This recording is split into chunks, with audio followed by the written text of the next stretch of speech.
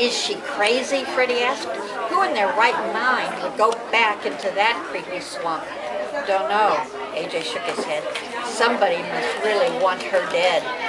Hope she doesn't run into the bog monster. Oh, you like her, don't you? Shut up, Freddie said. May was right. You do stink. We'd better get going, AJ said. Aunt Z and Emily are probably waiting for us at the Poo Poo Palace. We don't want to be late for our dinner. You can't go to the Poo Poo Palace smelling like poo-poo. Right. I got to get out of these smelly clothes. I've got some money. Could you get me a shirt and pants from one of the shops across from the train depot? Sure. They walked along the tracks until they came to the train station. AJ handed Freddie a 20. Something cheap. I'll wait for you in the restroom. Just hurry. Freddie grimaced, pinching the corner of the bill. Dirty money. I hope they take it. Then he headed towards Chinatown. AJ trudged along the crowded station platform. He felt everybody's eyes on his soggy, stinky clothes. He'd fallen into the bog a little bit earlier. The restroom was empty. He grabbed a handful of paper towels and hurried into the far stall. He pulled off his muddy shoes and socks. Leech! He ripped the creature off his ankle and flung it into the toilet before its fangs could poke him. Its slimy body bobbed on the surface of the water. It squiggled to the side of the bowl, crawled out of the water, and inched its way up. AJ flushed the toilet. The water streamed over the leech, but didn't wash it away. I can't just leave it there. He grabbed a wad of toilet tissue and wrapped it around his hand like a baseball mitt.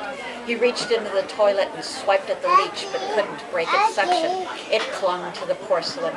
He bent over the toilet bowl and knocked the leech with his fistful of toilet paper. It's gone. Uh-oh, where'd it go? It's not in the water. He quickly backed up and checked the bowl and the floor around the base of the toilet. It has to be here somewhere. It couldn't have crawled away that fast, could it? He began to pull the toilet paper off his hand. Yikes! There was the leech, clinging to the paper in all its ugly glory. AJ ripped the wad of tissue from his hand. He stumbled and banged against the stall walls. Quickly, he pitched the paper, holding the leech into the toilet bowl, and flushed. The swirling water sucked it away. He flushed 2 more times, just to be sure it was gone for good. Are there more? He peeled off his t-shirt and pants. All he found were tracks of blood on his ankle where the leech had been feeding. He stared at his wet underwear. They were gross, mottled green and brown, and they clung to his skin. He was afraid to check for more leeches, but he had to. Slowly he peeked into his undies before he stripped down to his birthday suit. If someone yells fire right now, I'm toast, because I am not budging. He stood inside the stall, wearing nothing but goosebumps. His shoes were filthy, but he'd have to put them back on, so he dunked one in the toilet and flushed. Then he dunked the other one. He heard someone enter the restroom. He cringed. Smells like an overflowing porta-potty in here, a cranky man groused. The second man answered, cow pies, stinking cow pies. Someone thumped on AJ's stall. Hey in there, are you sick? I'm fine, AJ squeaked. You sure don't smell like it. He waited until they were gone. Then he wiped his legs with paper towels. They shredded in his hands. He itched all over. I'm allergic to slime. He scratched his neck and peered out the door. Hurry, Freddie, hurry. AJ shivered. His toes curled on the wet cement floor. His clothes reeked as bad as rotting corpses that sometimes came into Freddie's dad's funeral home.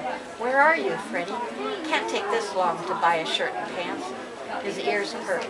The men's room door opened again. He peeked through the crack between the stall door and the wall, but he only saw a black jacket. AJ glanced down as an envelope slipped under the door. Wait, he called. I think you must be making a mistake. No one answered. He spied through the crack. As the strange man in black slipped out of the restroom door, a snarling tiger loomed from the back of his jacket. AJ picked up the envelope. He flipped it over. There was no writing on the outside. He opened it and pulled out a small card the size of his dad's business cards. No name or address was listed. That's weird. He turned it over. It was blank. Next thing he knew, words appeared. Where just seconds ago there was nothing. The words made his skin crawl. Keep out of the bog. You have been warned. And that's the end of that chapter. And So AJ and his friends have a mystery to solve in the bog, and that's what this book is about, The Secret of Haunted Bog.